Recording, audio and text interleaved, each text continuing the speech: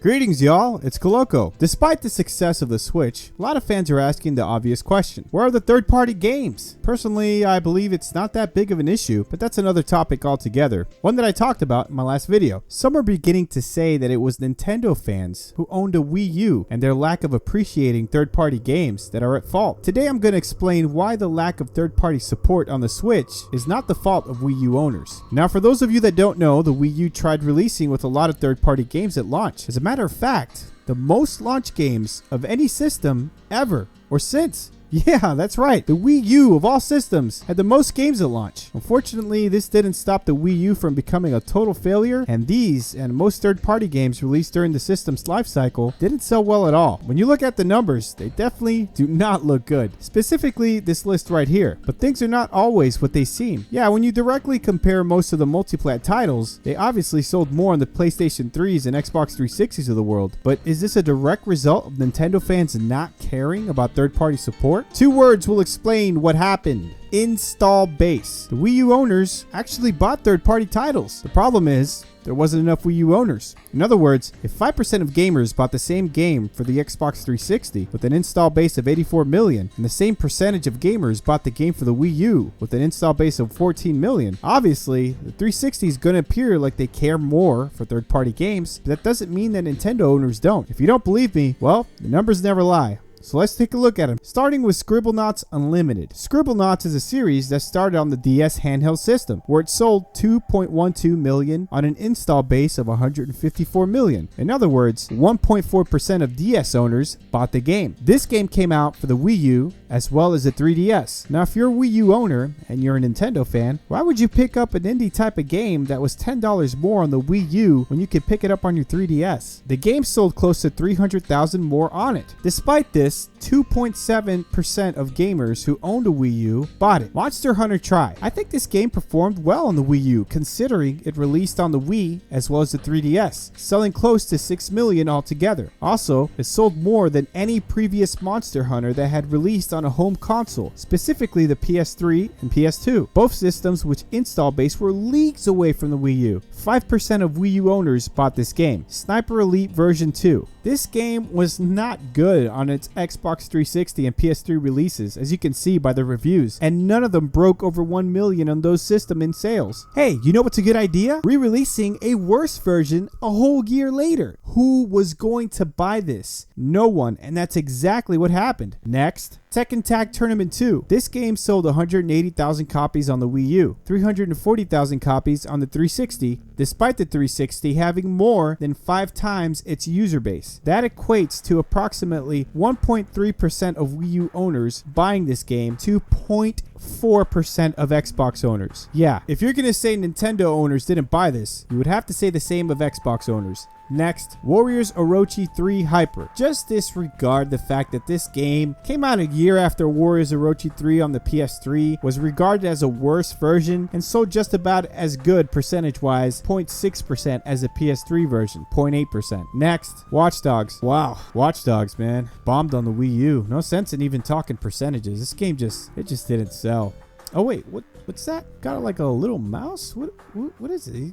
Oh, he's coming to tell me something. What's that, little mouse? What's that? Oh, he said maybe it's because it sucked. How about that? It's the worst reviewed version. There's nothing more to be said about this. This version of the game sucks, and that's why people didn't buy it. Resident Evil Revelations. Again, another case that if you're a Nintendo fan and you have a 3DS, more will buy it on there, which most people did, outselling even the PS4, 360, and PS3 versions. Not to mention a higher percentage bought it for the Wii U than the PS3 and the 360 combined. 1.5% bought it for the Wii U, while 0.9% bought it for the PS3 and 0.3% bought it for the 360. Assassin's Creed 3. 2.5% of Wii U owners bought it, while an 8% bought it on the PS3. It's a huge number. And 6.4% bought it on the Xbox 360. The reviews are actually really good for the Wii U version. This game is one of the few that could have done better on the Wii U. The only thing I could say is that this series started off on the Xbox 360 and the PS3. It skipped the Wii, so the fans of Assassin's Creed were more than likely going to buy it for the 360 and PS3 anyway. It's also worth to note that this this game is the highest selling in the series, and not a great representation on how all third-party games perform on any system. Couple that with a delay on the Wii U release, and there you have it. Still, I can admit it and its sequel, Assassin's Creed 4, should have sold better. Mass Effect 3 suffered from being the worst version of Mass Effect 3, released 6 months later after the original, and at the same time, the trilogy was being released on the 360 and PS3 for the same price. Despite all that, it sold 270,000 copies. It's a miracle it even sold that. Need for Speed Most Wanted. About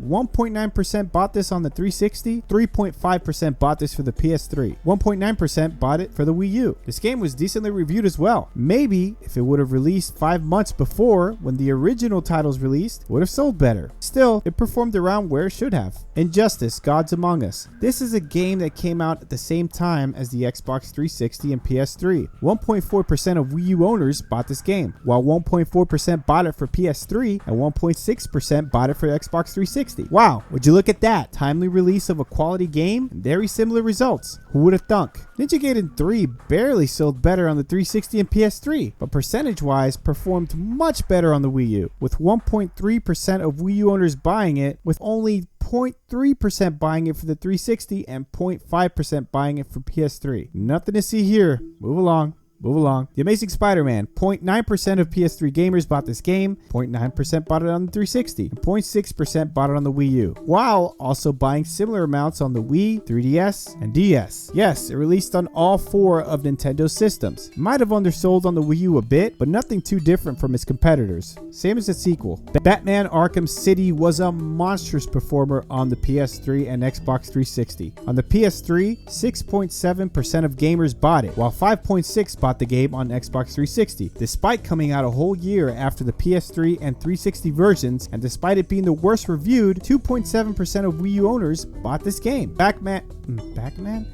Arkham Origins was not a good game, and it showed it in sales. 2.2% bought it for the Wii U, while 2.2% bought it for the 360 and 2.8% for PS3. Still, it all similarly sold on all 3 systems. Call of Duty games. Both of these games came out on a timely release. Both were reviewed similarly to their counterparts on the Xbox and PS systems. This one, I can't explain. Maybe Call of Duty games just don't do well with Nintendo fans right now. It performed rather well on the Wii, selling pretty good at 2.2 million for COD 3. COD World at War sold 1.9 million, and Modern Warfare sold 1.5 million copies. Not fantastic numbers, but solid overall. Perhaps the few Wii fans that bought COD moved on to 360 and PS3. After all, it is a social game. Most play with a group of friends, so if your buddy's got a 360 or PS3, more than likely, that's what system you'll gravitate to. Deus Ex Machina. 0.8% of Wii U owners bought this game, compared to 1.8% on the 360 and 1.7% on the PS3. What do they expect to happen when you release a game 1 year after it's been out on other consoles? NBA 2K13. 3.6% bought it on the 360, while 3.0% bought it on the PS3, while a measly 1% bought it on the Wii U. It was released, however, on the Wii, where 0.4% bought it. It came out a month later than the PS3 and Xbox 360 versions, and it's the worst version of the 3. Still, probably should have performed a bit better. I'll give you that one. So out of the 20 third-party games on this list, the only ones that should have performed significantly better were the Call of Duty games. Assassin's Creed still sold, but not as well, and NBA 2K13 could have performed a bit better. Other than that,